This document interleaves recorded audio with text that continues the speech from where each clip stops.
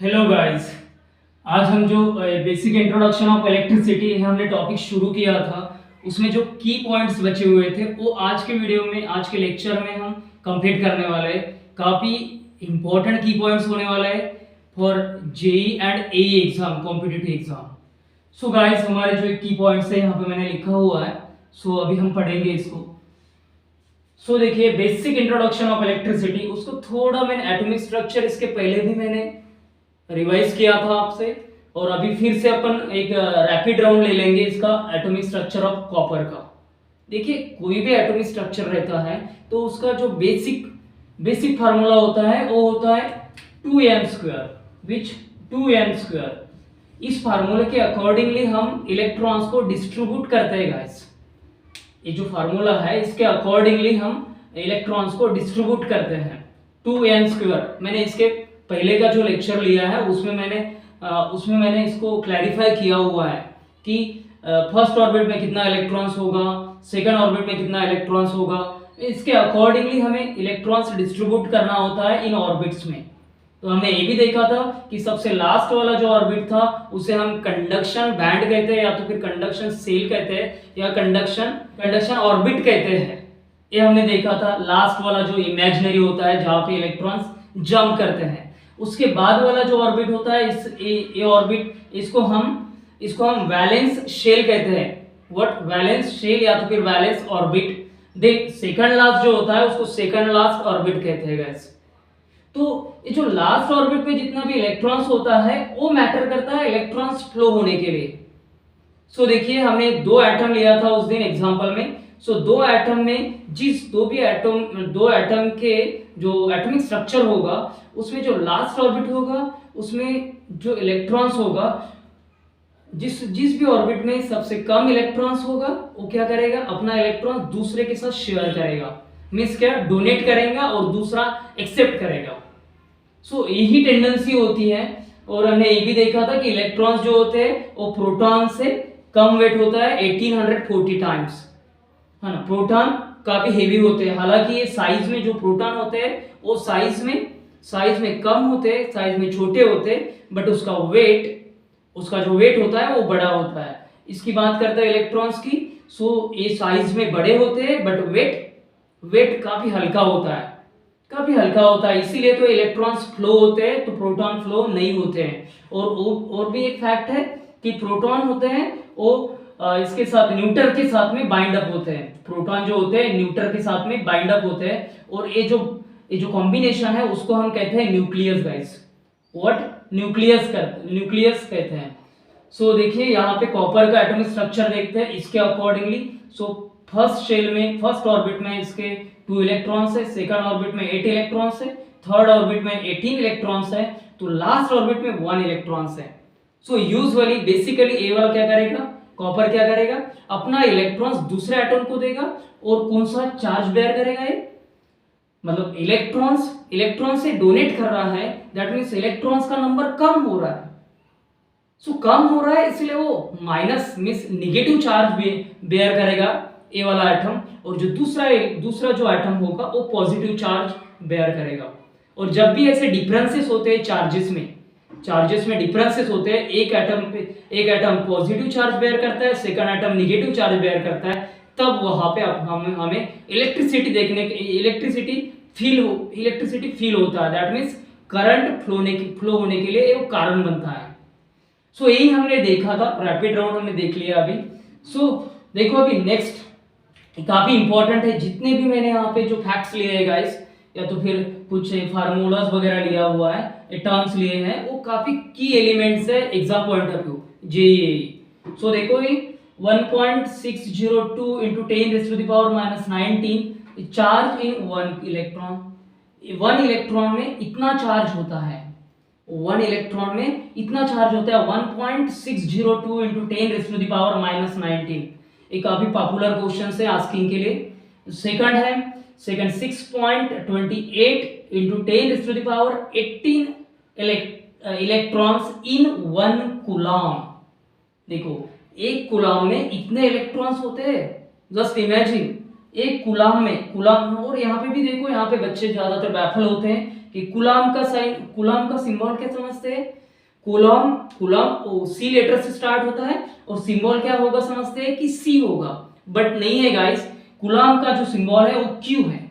और कूलाम कैसे लिखते हैं गाइस? देखिए कि कूलाम, यहाँ पे मैं लिख रहा हूं कूलाम, कूलाम, और इसका सिंबल क्या है? क्यू है। बेसिकली ये जो सी है ना, ये समझते हैं एक्चुअली जो सी देता है, सी जो सिंबल होता है वो चार्ज का होता है सिंबल, चार्ज का सिंबल होता है। और वो कूलाम का क्या है? चार्ज, चार्ज यूनिट है। कूलाम का यूनिट क्या है? चार्ज है, और उसका सिंबल सी है। Don't baffle here. Okay, so then next, next देखिए यहाँ पे मैंने कंपैरेटिवली हम पढ़ेंगे यहाँ पे कूलॉम्स लॉ और Newton's third law, Coulomb's law और न्यूटन थर्ड लॉ। सो देखिए यहाँ पे ये हम देख रहे हैं, यहाँ पे टू चार्जेस है divided by d square. That means इसका डेफिनेशन कैसे होगा guys? Coulomb's law state that directly proportional to the product of two charges, product of two charges and inversely proportional to the square distance between them।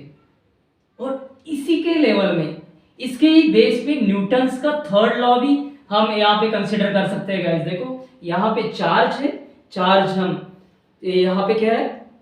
यहाँ पे charge है, तो यहाँ पे मास है गाइस। सो देखो बाकी तो ये जो हम देख रहे हैं दोनों फार्मूला वो सेम है, सिर्फ यहाँ पे चार्ज का कंसिडरेशन हुआ है, तो यहाँ पे मास का कंसिडरेशन हुआ है। सो देखिए यहाँ पे Newton's third law stated that directly proportional to the product of two masses of any object and inversely proportional to the square distance between them. So देखो very simple, Coulomb's law state that directly proportional to the product of two charges and inversely proportional to the square distance between them, है ना। और Newton's third law की बात करते हैं तो Newton's third law state that directly proportional to the product of two masses of any object and inversely proportional to the square distance between them। So देखो हम कंपैरेटिवली ऐसा हम पढ़ते हैं तो लॉन्ग टाइम तक ध्यान में रहेगा, कूलॉम्स लॉ और Newton's third law. Okay, popular questions है जो जितने भी मैंने लिए हुए हैं, पॉपुलर क्वेश्चंस है। देन नेक्स्ट देखते हैं गाइस, देखिए कन्वेंशनल करंट। जो कन्वेंशनल करंट जो होता है guys, conventional current a basically positive to negative flow होता है, पॉजिटिव टू नेगेटिव फ्लो होता है कन्वेंशनल करंट। और इलेक्ट्रॉनिक करंट देखो कंपैरेटिवली, इलेक्ट्रॉनिक करंट एक नेगेटिव टू पॉजिटिव होता है। सो हमें इन दोनों में से कोई भी एक ध्यान में रखना है और दूसरा हम ऑटोमेटिकली डिसाइड कर पाएंगे। सो हम क्या करते हैं, conventional current positive to negative flow होता है, ए माइंडेड करते हैं। तो इलेक्ट्रॉनिक करंट उसका वाइस वर्सा है, तो वो ऑटोमेटिकली हमें रिकॉल हो जाएगा क्योंकि वाइस वर्सा है। तो देखिए conventional current positive to negative flow होता है, so electronic current negative to positive flow होता है। क्यों, व्हाई? सो देखिए इलेक्ट्रॉन्स जो फ्लो होते हैं ना, इलेक्ट्रॉनिक करंट में जो इलेक्ट्रॉन्स होते हैं वो electrons negative to positive flow होते हैं। और जो कन्वेंशनल करंट होता है वो करंट पॉजिटिव टू नेगेटिव होता है, इलेक्ट्रॉन्स नेगेटिव टू पॉजिटिव होता है, दैट्स व्हाई इलेक्ट्रॉनिक करंट कहते हैं। और जो हमारा करंट जो है वो पॉजिटिव टू नेगेटिव फ्लो होता है, इसीलिए हम कन्वेंशनल करंट कहते हैं उसे। ओके, देखो यहाँ पे एक बड़ा अच्छा ट्रिक है ये वाला, ईट पर नाच।